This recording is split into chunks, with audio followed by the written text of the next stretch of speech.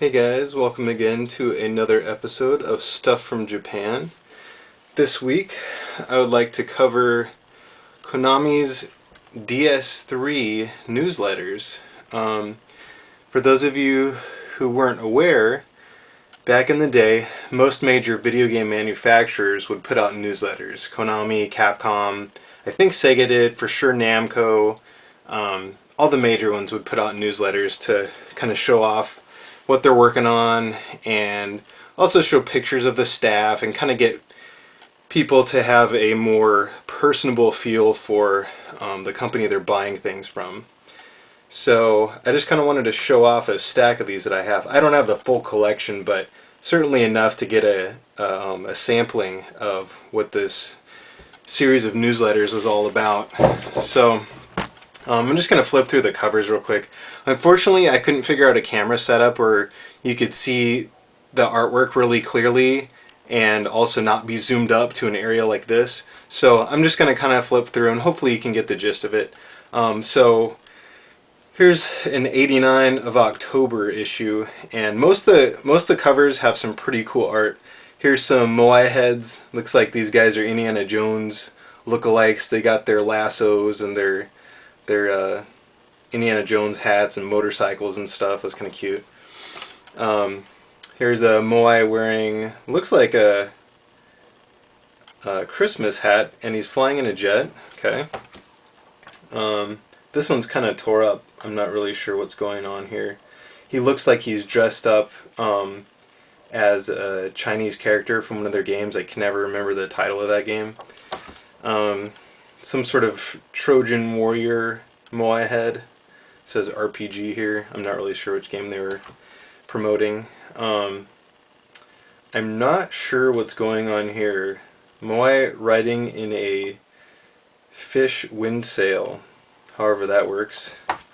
Little lucky cat and Moai roasting things over a fire. Some little lantern people, kind of cute. Some sort of electronic Moai head with streamers and some guy standing on the Moai. Okay. Blimp with laser blast going through. I actually like this one a lot. They got these robot Santa dudes running around. Got some Moai mummy looking guys running around and the moon up here. I really like the artwork on these. This one's kind of crazy, but I like it. I like those vibrant colors. Got a moose. Got some fish. Got a jet. Got some moais. All kinds of fun stuff. This one's even more wild. We got like watermelon head with people sunbathing inside. Jet ski, crab TV. Moai head snorkeling. Makes sense. Then the issues get a little bit larger, as you can see. This is volume 18, and here's volume 19. This one seems to be the most in line with typical Konami art. Got the penguin guy here, can't remember his name. Got the Proteus lady, got some Gomon characters, 25, I don't know if that's their 25th anniversary. But I'll flip through this and just kind of give you the gist of what this stuff kind of contains. There doesn't really seem to be an exact outline that they all follow. They're all a little bit different, but so we got some sort of baseball game they're promoting. Major character history. You probably recognize most of these. Got the Castlevania, the Gomon series, that other Chinese one that I can never remember.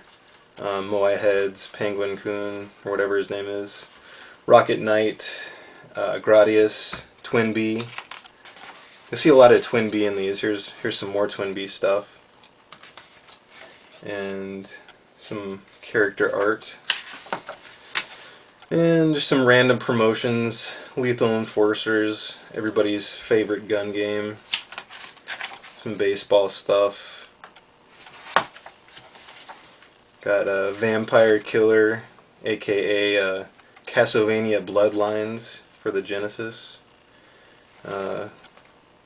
Sexy Proteus, way fun stuff.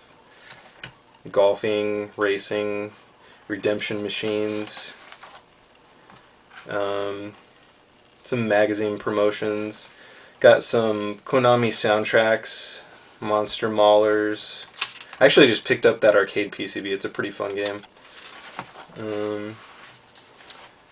Gyrus. These you'll see these in a few of the different DS3 newsletters. It says Colt He Ho Kan, and I'm assuming it's like a spin on Cult Classics. So they cover Gyrus here, but there's a few others where they'll have some other cult classic where they go through and just kind of review the whole whatever game they're reviewing. Got some baseball stuff. I don't really know exactly what's the deal with this, if Konami sponsored a baseball team or what's going on with that, but got a bunch of baseball stuff in here.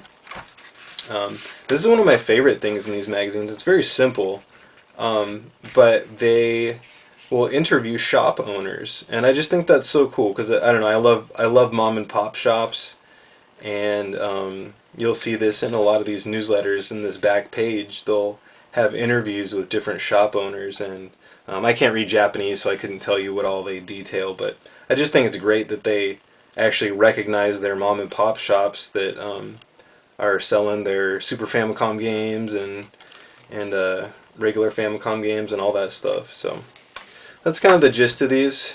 Honestly, as much as it was fun to flip through them, the Capcom newsletters had, at least as far as my liking, seemed to have a lot more enjoyable content for somebody who can't read Japanese. A lot of cool fan art and things like that. So, I mean, maybe these are pretty enjoyable if you can read the interviews and stuff, but for the most part, some of the other manufacturers, I enjoyed their newsletters better. I intend to do an episode on the Capcom newsletters. They were called Capcom World News, and those are pretty juicy. I think I've got maybe a dozen or so of those, and that will also tie in with some Rockman stuff I'm going to be doing too. You'll see a lot of Rockman stuff in the future from me. But hope you, I don't know, enjoyed a snapshot at this. And I'm also still kind of sussing out my camera setup. Hopefully the lighting's not terrible. But hopefully I'll figure that out soon. Shoutouts to Proto Dude and the Mega Man Network for hosting my first episode on their websites. That was really cool to see some support there. So thanks to those guys. And hopefully I'll get connected with some other good sites and other YouTubers here in the future. So it's a work in progress, but I'm enjoying it. So thanks for watching. Bye.